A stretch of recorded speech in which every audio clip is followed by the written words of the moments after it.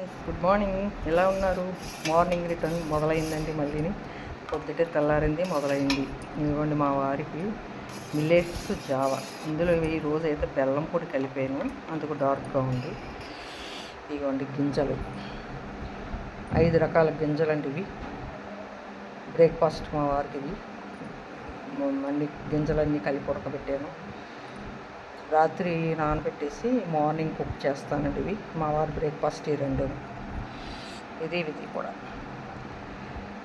ఇవి తింటే మంచిదని ఇవే తింటారండి మార్నింగ్. ఇడ్లీలు దోశలు ఏమీ తినరు. ఇదే ఆయన బ్రేక్ఫాస్ట్. ఇది ఆయన బ్రేక్ఫాస్ట్. నా బ్రేక్ఫాస్ట్ చూపిస్తానండి. నా బ్రేక్ఫాస్ట్ ఇదన్నమాట. నాకు మా పని అమ్మాయికి బ్రేక్ఫాస్ట్ వేళ ఎర్ర ఉప్మా చేశానండి. బన్సీ రవ్వ కాదండి, ఎర్ర గోధుమ రవ్వ ఉప్మా చేశాను అనమాట.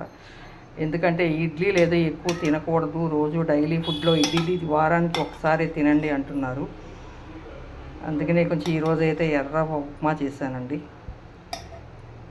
ఇది నాకు మా పనమ్మాయికి ఇది ఎర్ర ఉప్మా అండి. ఇది మా బ్రేక్ఫాస్ట్. ఇది మా కుక్క పిల్లలకి వంట రెడీ అయిపోయింది అప్పుడే. మార్నింగ్ అదే ఈ వీడియో తీస్తున్నాను నేను 10ంటికి తీస్తున్నానండి వీడియో. ఇది రెడీ అయిపోయింది మా డాగ్స్ ఫుడ్. ఇది సాయంత్రం ఈవినింగ్ 6ంటికి తీసుకెళ్ళి పెడతారనమాట. ఫుడ్ అయితే వాళ్ళకి రెడీ అయిపోయిందండి. అండి లంచ్లోకి కర్రీ అండి. ఇది పప్పు చింత చిగురు వండుతున్నానండి. పప్పు చింత చిగురు ఇంకా వేయలేదు, వేస్తాను.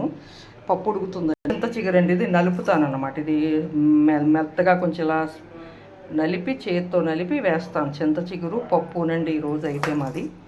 కర్రీ అయితే చింత చిగురు పప్పు ఈరోజు సూపర్గా ఉంటుంది. మీరు ఎప్పుడైనా తిన్నారా? నేనైతే రెడీ చేస్తున్నానండి. ఇక పప్పు ఉడుకుతుంది. ఇప్పుడు ఇది నలిపేసి సంచిలోకి ఇదిగో కినోవా రైస్ ఉడుకుతుందండి. కుక్ అవుతుంది కినోవా రైస్ కూడా. సమ్మర్ కదండి, కొంచెం మార్నింగే నేను రెడీ చేసేసుకుంటున్నాను లంచ్లు. బాగా హీట్ ఎక్కిదాకా ఉండకుండా వాతావరణం బాగా ఎక్కువగా ఉంది కదండి హీటు, దాని గురించి త్వరగానే వంట చేసేస్తున్నాను. ఇది కినోవా రైస్ అండి. పాలు కాగుతున్నాయి పక్కన. ఎందుకంటే రోజు మార్నింగ్ వస్తాయండి, గేదె పాలే వస్తాయి మాకు. రోజు ప్రొద్దుటే పాలు వస్తాయి కూడా. ఇది కూడా ఓ పక్కన కాగిపోతున్నాయి. అయితే తోడు పెట్టేసానండి. ఇదిగో పెరుగు అయితే రెడీ అయిపోతుంది. ఇంకో పప్పు తాలింపు అండి. ఇది పప్పు తాలింపు పెట్టేస్తాను. ఇదిగోనండి చింత చిగురు వేసేసాను.